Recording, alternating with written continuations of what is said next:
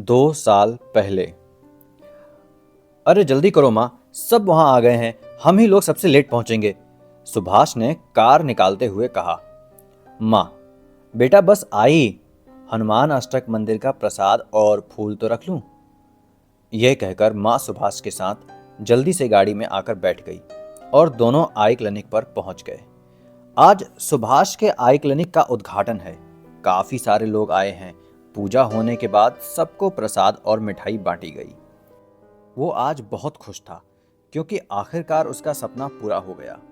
धीरे धीरे काफी लोग पूजा के बाद चले भी गए। तभी निहाल दौड़ता हुआ अंदर आया और बोला, सर जल्दी बाहर चलिए, वो आए हैं। सुभाष ने हंसते हुए कहा, ऐसा कौन आया है जो तू इतना हाँफ रहा है? मुझे भी बहुत काम है, इसलिए तुम लोग देख लो या फिर उन्हें अंदर भेज दो। निहाल ने फिर जोर देते हुए कहा, अरे सर, उन्हें मैं क्या, आप ही देख लो चल के, इतना आसान नहीं है उनको हैंडल करना, ऐसे नहीं मानेंगे। सुभाष बाहर आया। उसके आते ही, हाय हाय डॉक्टर साहब नमस्ते, किन्नरों के एक झुंड ने उसको घेर लिया। पहला किन्नर, हाय हाय डॉक्टर साहब, बड़ा अच्छा हुआ आपने यहाँ आंखों का अस्पताल खोला।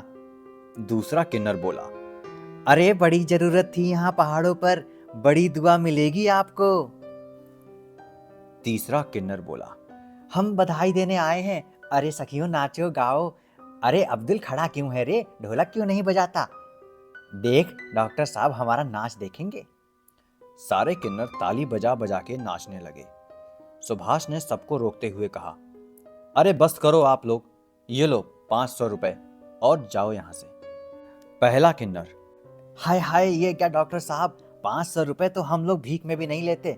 क्या रे, ये 500 का नोट तू ही रख, हमें तो 10,000 एक चाहिए। दूसरा किन्नर, अरे डॉक्टर साहब कुछ तो सोचो, इतना बड़ा क्लिनिक खोला है, अरे हमें दोगे तो दुआएं ही पाओगे।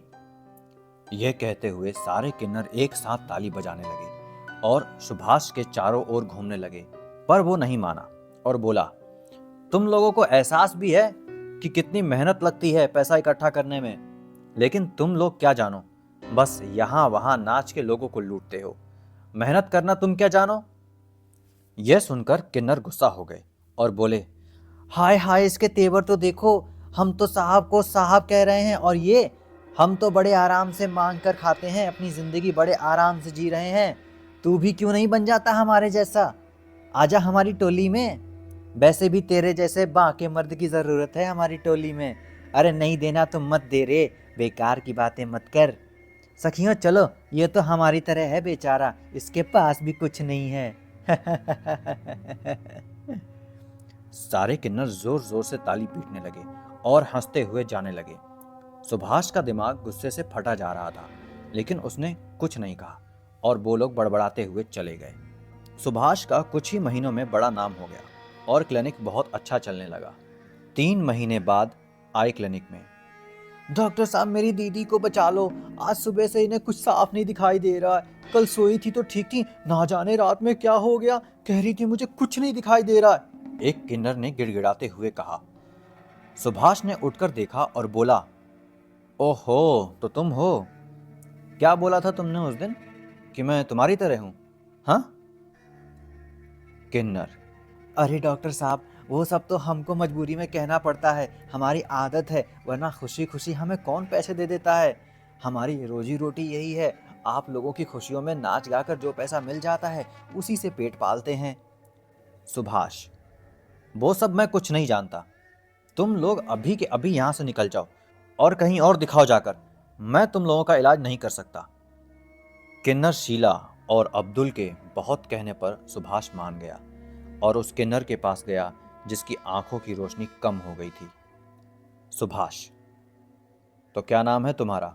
किन्नर, रज्जो, डॉक्टर साहब ना जाने क्या हो गया मेरी आंखों में, कल मैं सही सलामत रात को सोई थी और जब सुबह हुई तो।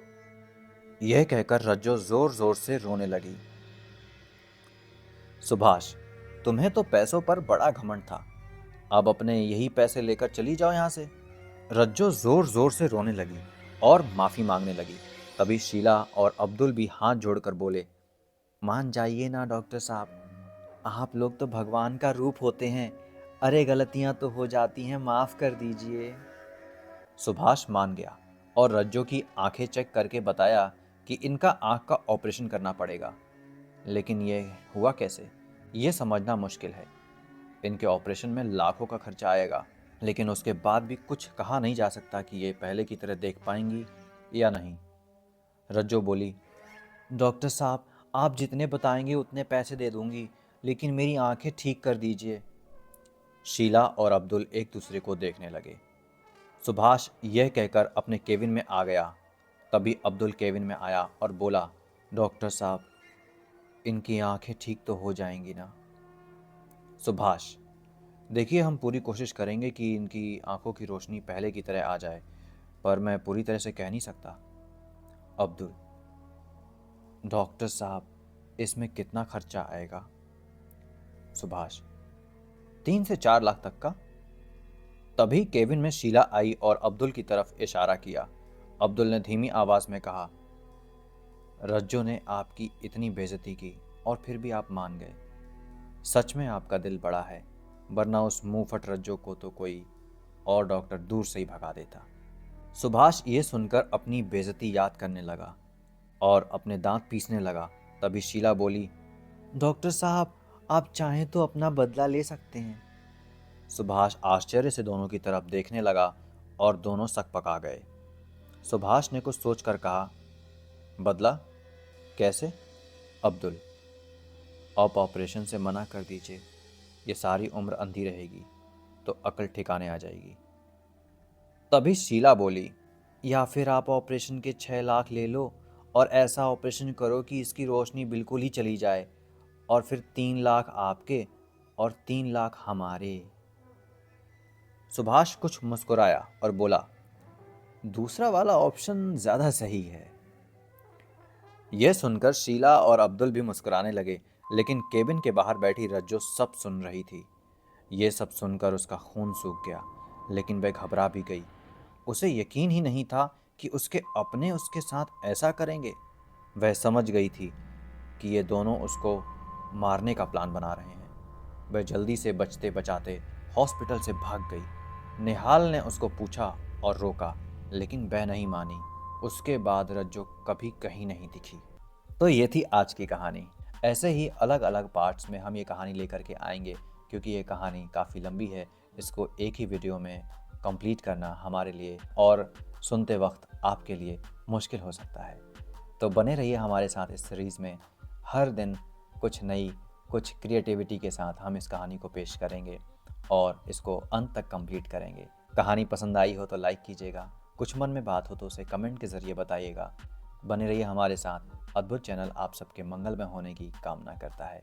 धन्यवाद।